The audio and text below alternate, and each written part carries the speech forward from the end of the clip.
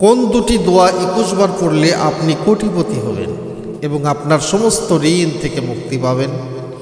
রিজিক ও সম্পদের বরকতের জন্য কোরআন ও হাদিসের বর্ণিত কিছু শক্তিশালী ও প্রমাণিত দোয়া আছে, যা রিজিক বৃদ্ধি ও ঋণ মুক্তির জন্য অত্যন্ত ফলপ্রসূ, যা নির্ভরযোগ্য হাদিস দ্বারা প্রমাণিত।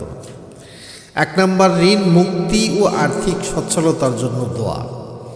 এই দোয়াটি স্বয়ং রাসূল পাক সাল্লাল্লাহু আলাইহি সাল্লাম হযরত আলী রাদিয়াল্লাহু তাআলা আনহুকে শিখিয়েছিলেন।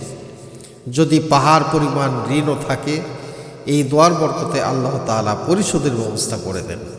দোয়াটি হচ্ছে এই: আল্লাহুম্মা কফিনি বিহালালিকা আন হারামিকা ওয়া আগনিনি বিফদলিকা আম্মান সিওয়াক।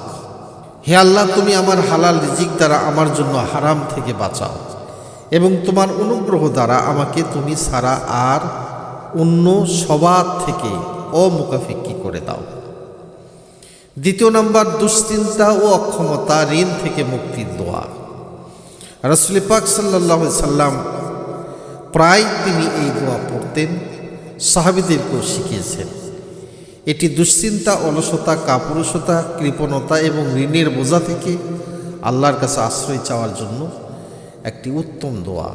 আল্লাহুম্মা ইন্নী আউযু বিকা মিনাল হাম্মি ওয়াল হাযান ওয়াল আজজি ওয়াল কাসাল ওয়াল বুখলি ওয়াল জুবন ওয়া দালাঈদ দাইন ওয়া গালাবাতির রিজাল।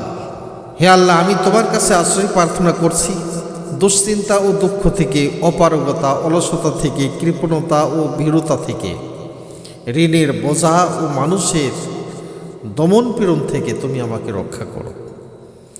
সম্পদ বৃদ্ধির জন্য আরও কিছু প্রমাণিত আমল। দোয়া করার পাশাপাশি কিছু আমল সম্পদ বৃদ্ধিকে সহায়তা করে।